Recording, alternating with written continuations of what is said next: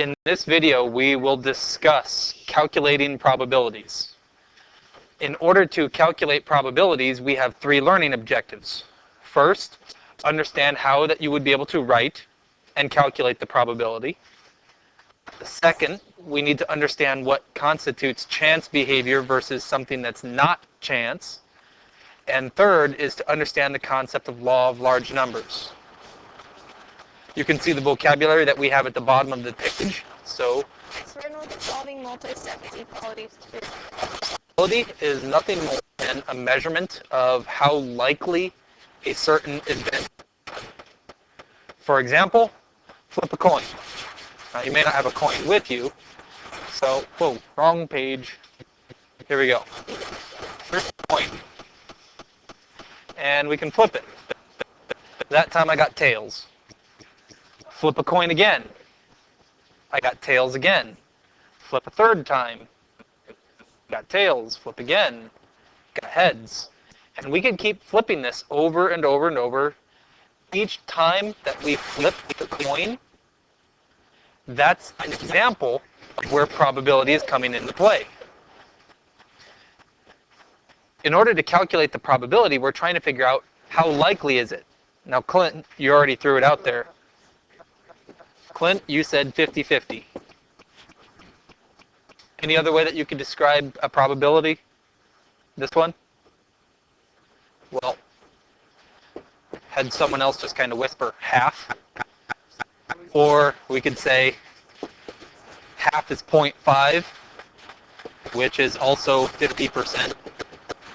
There are different ways that we could write the probability, but the idea behind it is still trying to figure out how likely is it that we're going to get the result that we want. Okay, so this one, flip a coin 5 times. We'll come back to it and say, here's our first flip. We got heads. Here's our second flip. We got heads. A third flip, we got tails. Fourth flip, we got tails. Fifth flip, we got tails. So right now, we have 3 tails and 2 heads. What do you think is going to happen in the sixth one? Okay, Clint said it's going to be heads. Will you bet your life on that? Will you bet me $100 on it? It's tails. No, I wasn't going to collect $100 from you anyhow. But just because there are more tails than heads, we're looking at it and saying, yeah, maybe it's going to be heads. But if we go in right now we have a 4-2 lead. Now it's 5-2. We got another tails. Just because we're getting a large string, we've actually just got 5 tails in a row. Does that mean that we can guarantee this next one is going to be a head? Yeah, it might be a head, it might be a tail, but, okay, this one wound up being heads. You can't necessarily guarantee it, though. Just because we got 5 consecutive tails in a row, that does not mean that we can guarantee what the next one will be. Yeah, we can have a good guess, we can try to make our best prediction, but we don't know, bet your grandma's life on it. That's certain. Because we cannot have a 100% guarantee as what's going to happen next, that's still considered a random event.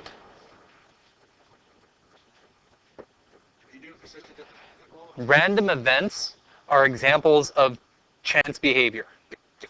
We cannot predict what's going to happen in the short term. When we look at just flipping a coin, yes, we know that there are 2 possibilities, but we don't know with absolute certainty what's going to happen. We can't even have a good guess, because if I say guess heads, there it is, I'm wrong. And if I can guess heads again, and I might be right. We know it's about a 50-50 chance, but being wrong 50% of the time when you're just plain guessing is not very good. That's where long-term predictability will come into play. If we do one particular event, anything can happen. We could be right, we could be wrong with our best guess, but over the long term, we can guarantee that we will be right more often than we are wrong when we use probability. Probability is not used to say this is what's going to happen. It's used as the best chance at guessing what's going to happen.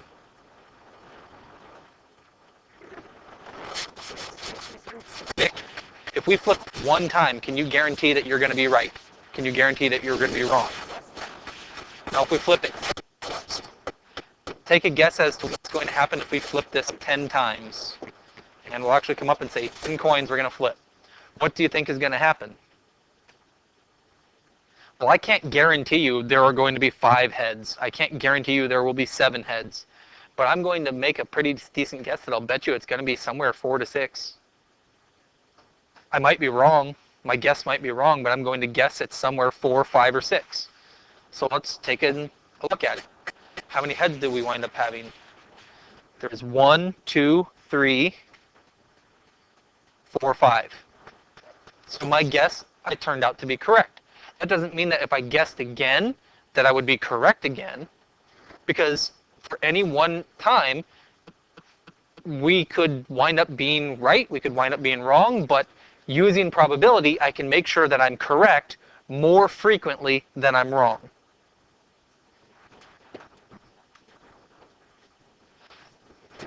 In order to do this, we could use the law of large numbers. And please keep in mind what one of our learning objectives is. Understand the law of large numbers. That's one of the things that we have to be able to do today. The law of large numbers tells us that you can't really predict the results for a small number of flips very well. But if you do a very, very large number of flips, you can get closer to theoretical probability. Now, when we say large number, we're not talking like 5 flips. We're not talking 10. We're talking like 10,000 or 10 million. If we do a very, very large number, we should get closer and closer to what's actually going on in theory. So let's come back to this one. And I need to scroll down so that I can go to back. And we'll switch it to 3.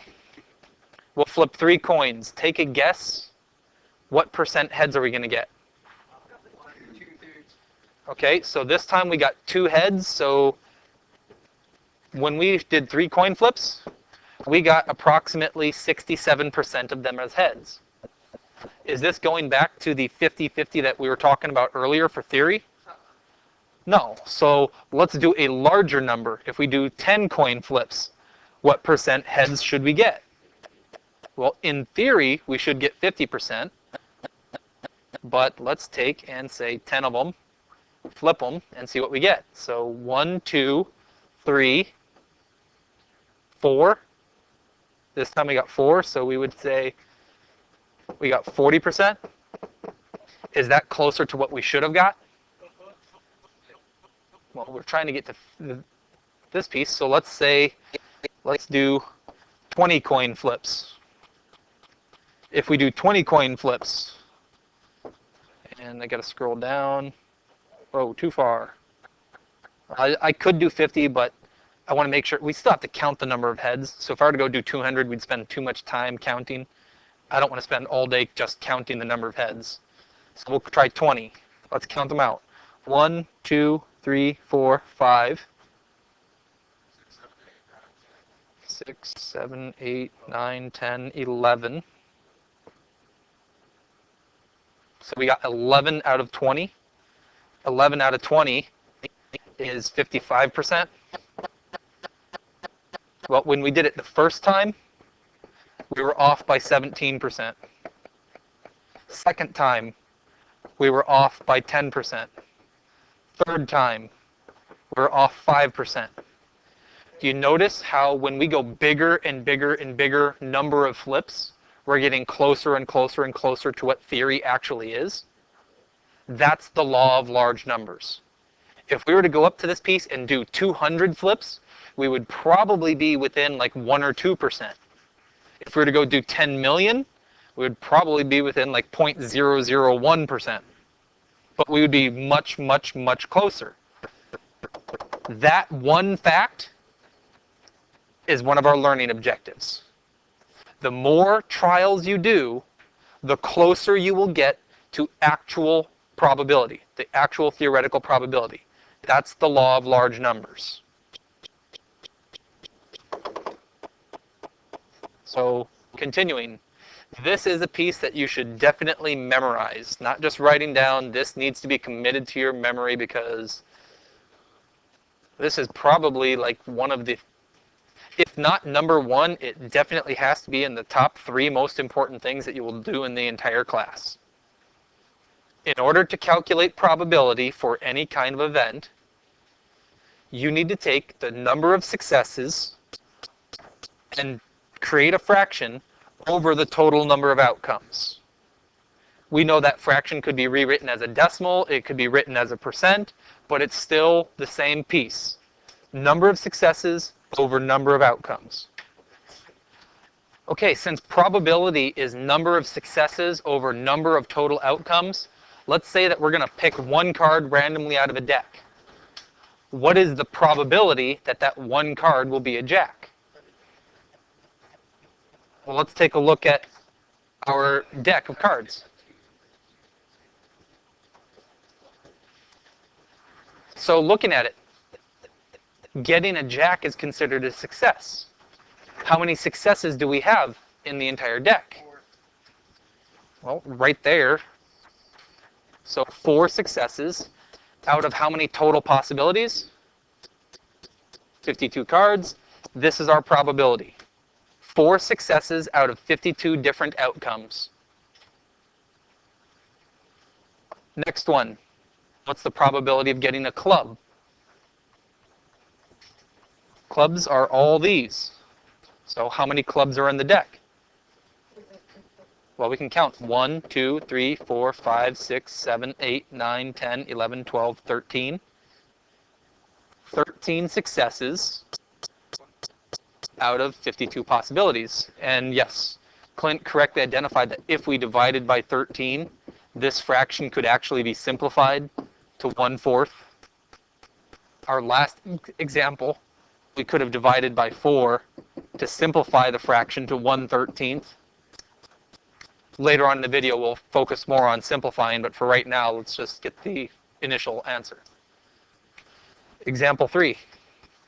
What is the probability of getting a jack, a queen, or a king? So if we're looking for any jack, any queen, any king, there's 4, 8, 12.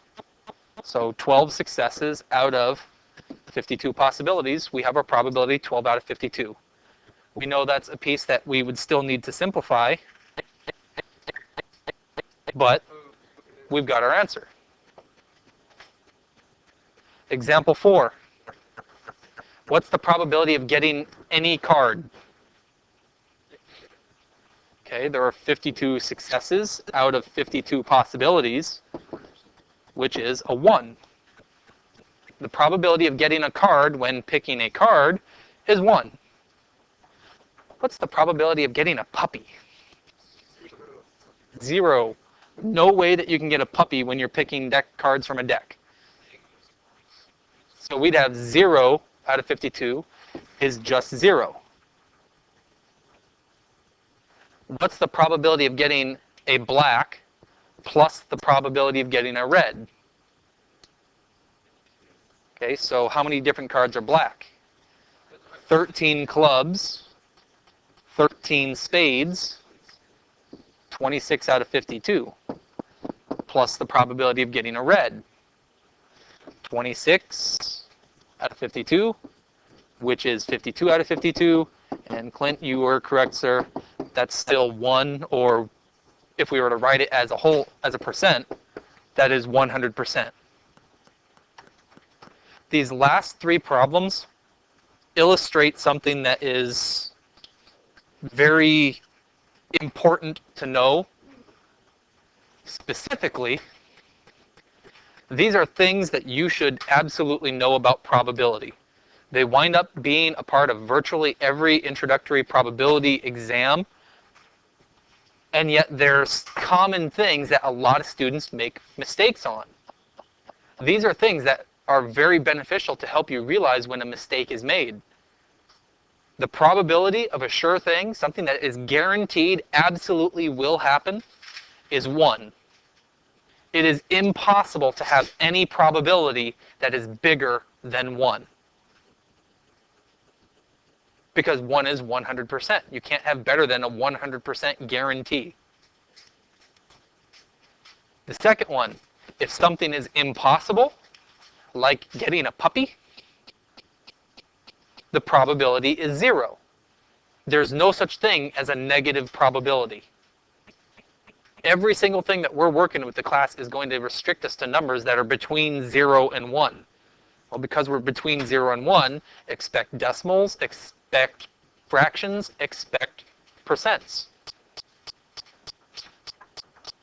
Also, since everything is 100%, if you want to add up the probability of every single thing that could possibly happen, if you add up all the individual probabilities, it is guaranteed to add up to 1. Because 1 is 100%. That's everything.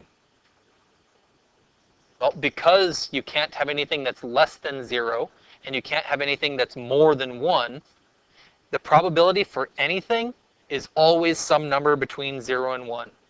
So again, they're always fractions, always decimals, always percents, but they're somewhere between 0 and 1. So 0 and 100% as decimals will be 0 up to 1, fractions, same thing.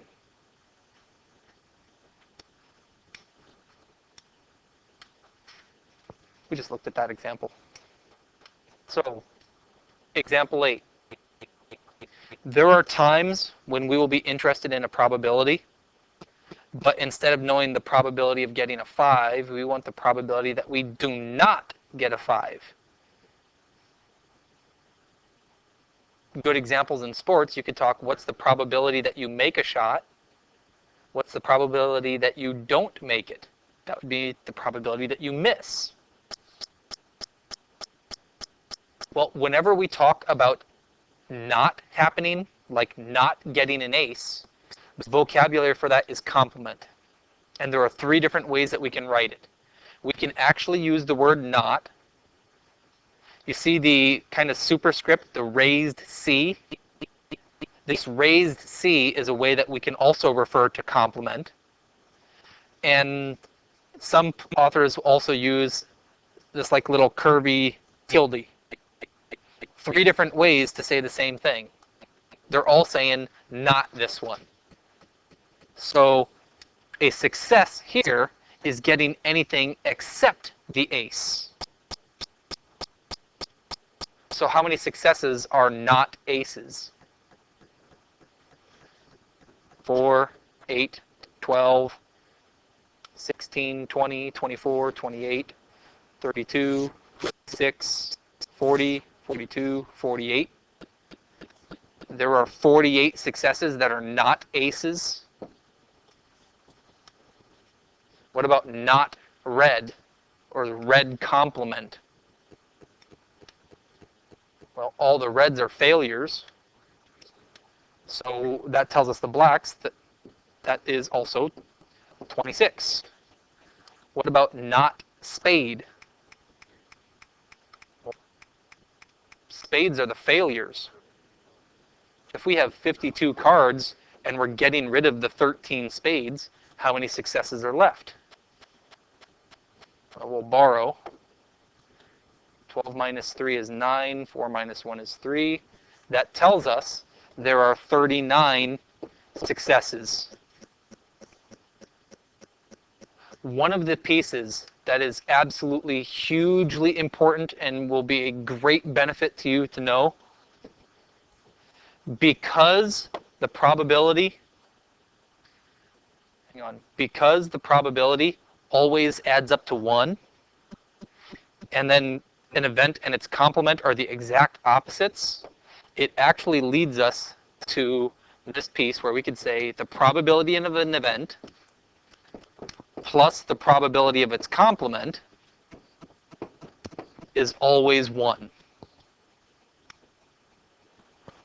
For example, the probability of an ace plus the probability of not an ace. Well, we said before that getting an ace is 4 out of 52.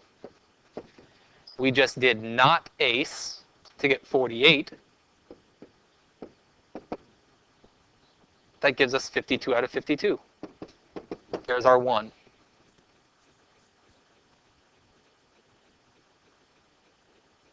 We will use this piece and this theorem in more detail when we are working with some of our more complex probabilities as we develop more within the unit. You will see it again, and it is immensely beneficial as a strategy to make some more difficult problems easier. So, putting them together. Random events are things that cannot be predicted. But they're also not choices. They're things that happen kind of by luck. So which of these are random events? Jay Leno looks through his garage in the morning to pick what car he drives to work. Is that a random event? Is there some sort of luck involved there? No, that's something he's making a conscious choice. Jay Leno can predict what car he's going to drive because he's the one who picks it. There's no luck involved. What about the second one? Scotty's flipping a coin to see if he gets a Coke or a Pepsi. Can he predict what's going to happen on the coin? Well, you can make a guess, but can you guarantee 100% certain? No, he couldn't be 100% certain, so that's an example of a random event. The state legislature decides to decrease school funding by 3%. Yeah, that's not random because the state legislature, they get to vote. They get to choose whether or not it's going to happen. Mr. Fry makes a hole-in-one on a 200-yard hole playing golf. Is it random? Yeah, that's random. It has a very, very low probability. You know, like maybe 1 in 50 million. But there is still the chance that Mr. Fry could get lucky and actually hit a hole-in-one. Okay, so consider this. In a game of pool, you have 15 balls. Numbers 1 through 8 are solid in color. 9 through 15 are striped. There are also 2 balls for each color. Yellow, brown, red, green, orange, purple, and blue. And blue. But there's only 1 black ball. The 8 is black. Outside that, they're actually numbered. Like one of the solid balls is yellow, one of the striped balls is yellow. One of the striped balls is blue, one of the solid balls is blue. So suppose that you put them all in a bag and you're just going to pick one out randomly. What is the probability that you get one that's blue? Well, there are 2 balls out of 15. What about getting something that's solid? Well, how many are solid colored? Numbers 1 through 8 are solid, so there are 8 solid out of 15. What about has a number that's less than 5? Numbers that are less than 5, 1, 2, 3, 4, Terrence has it. There are 4 of them, so 4 out of the 15. What about is not solid? Not solid tells us striped. So how many of them are striped? Another way that we could do this is to take, there are 15 of them. If we subtract off the 8 solid, we get 7. So 7 out of 15. And we're finished.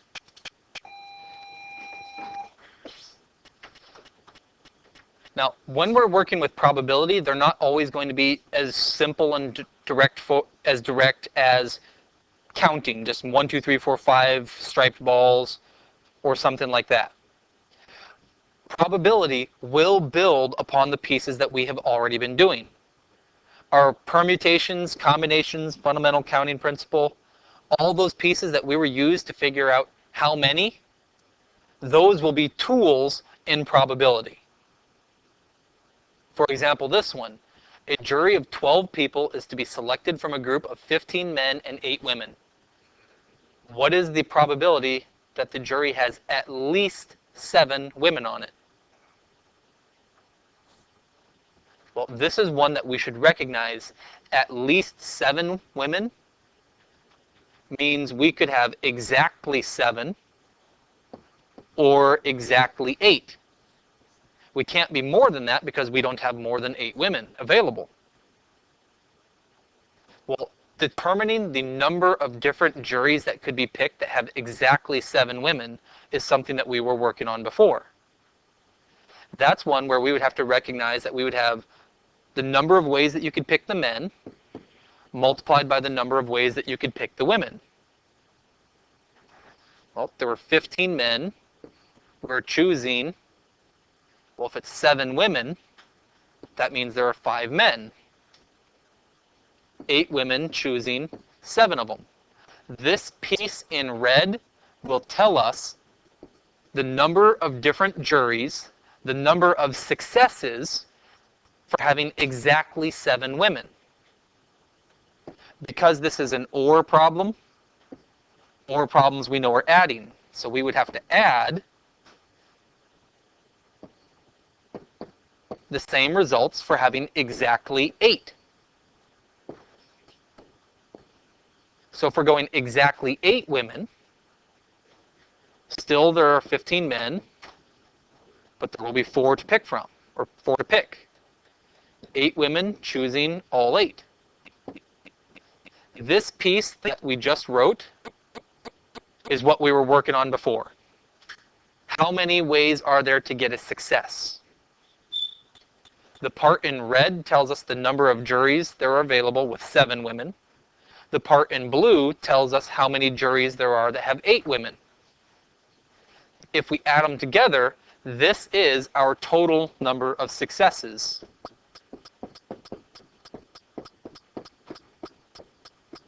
We still need to know the total number of outcomes. How many different juries could be picked when you disregard gender altogether?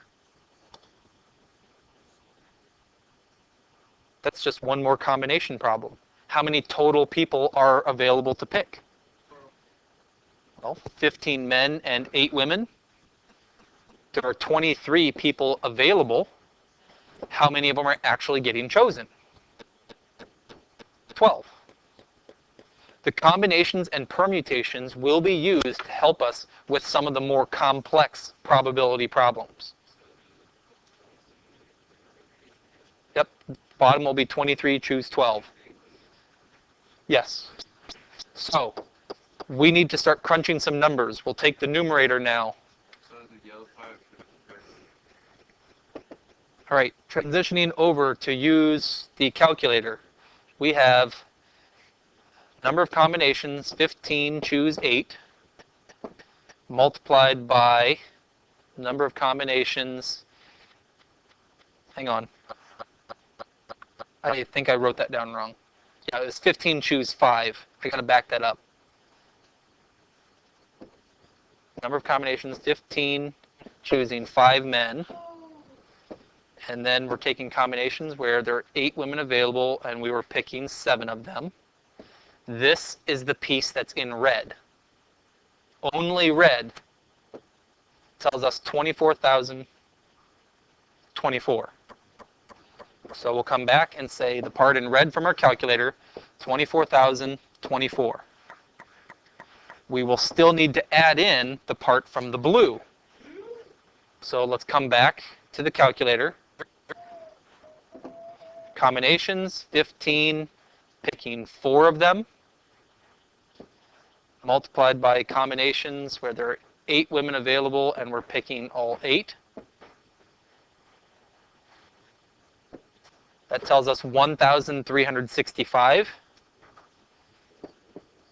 So putting these two together will be our total number of successful juries. We still got to do the part in the yellow though. 23, choose 12. So combinations, 23 people, 12 people get picked.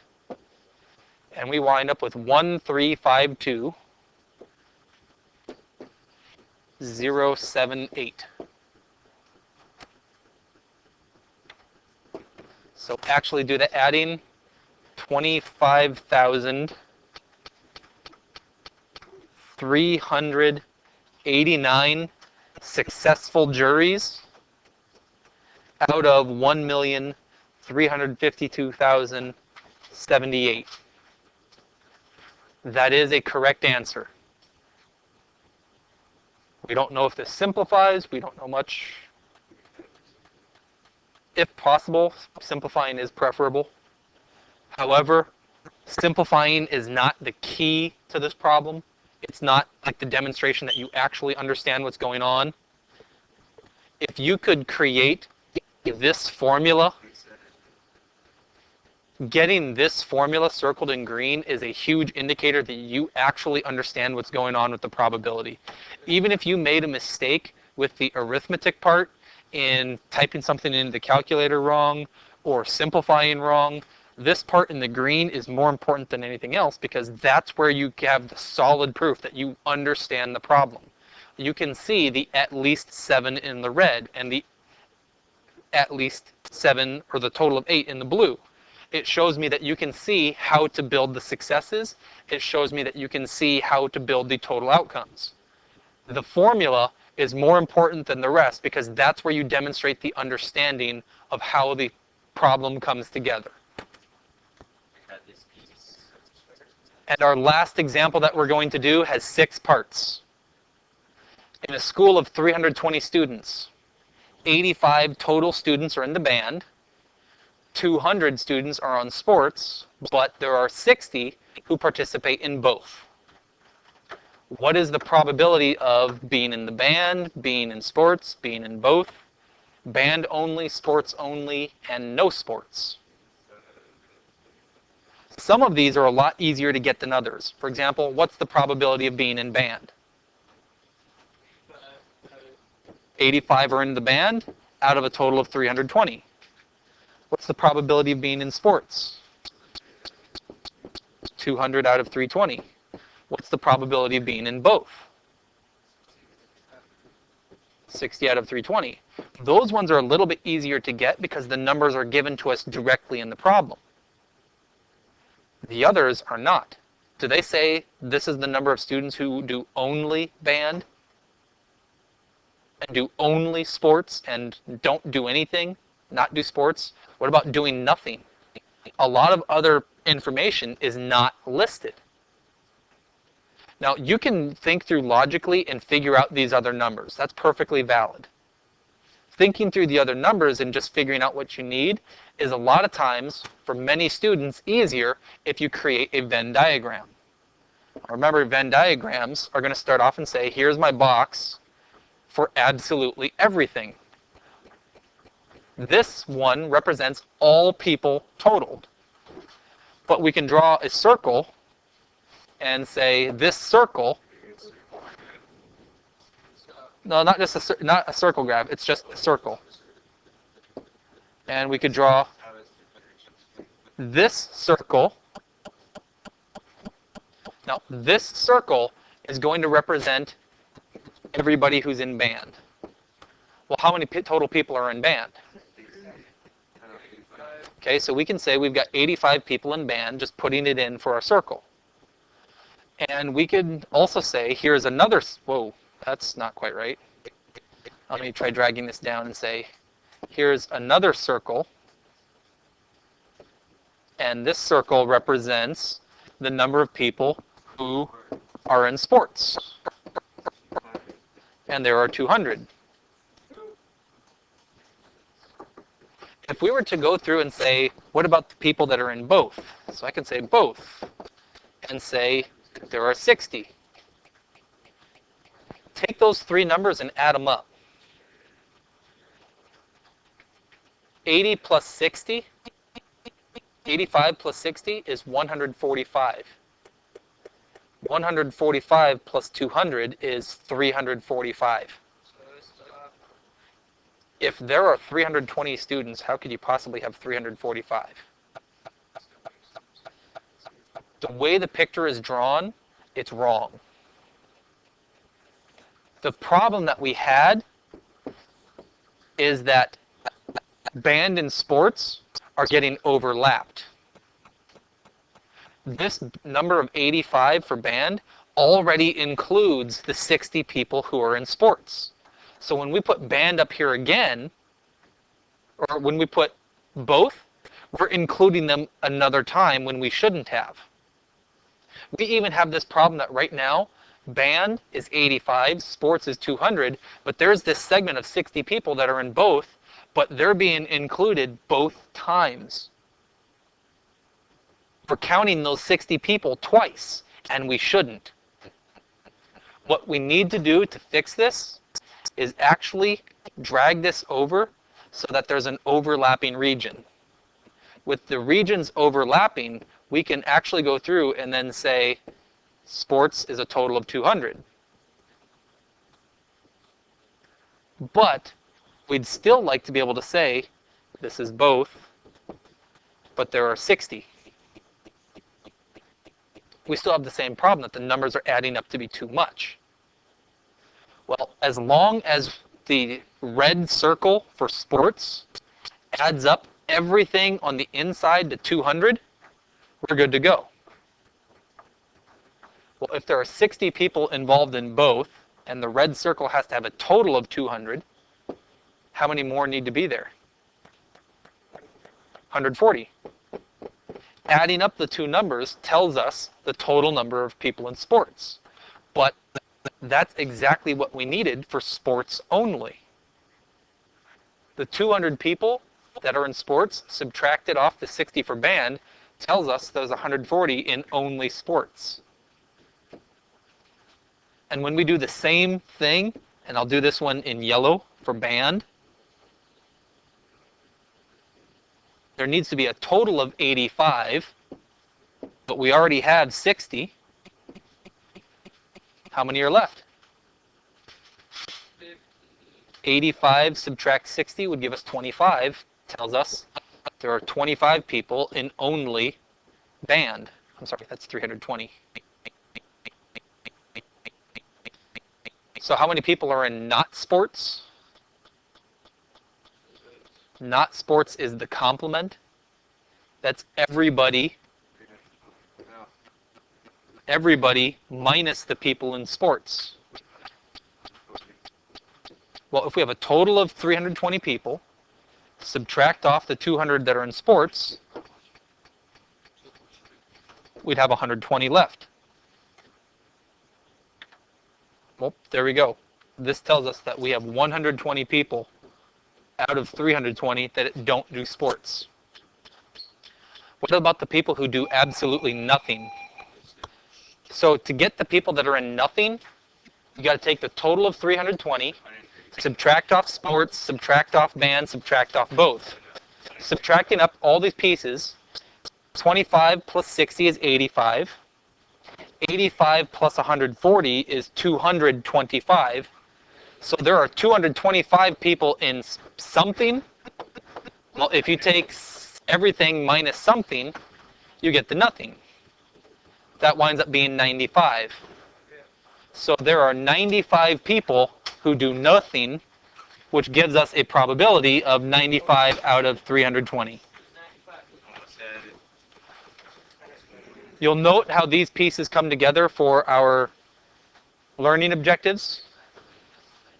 Know how to calculate and write the probability, successes over total outcomes. We did a good job of understanding what's the difference between chance behavior and where somebody has a choice. And we also discussed the law of large numbers. If you understand these three different learning objectives and you've developed the skills for them, then you're all set for what you need to do for this section.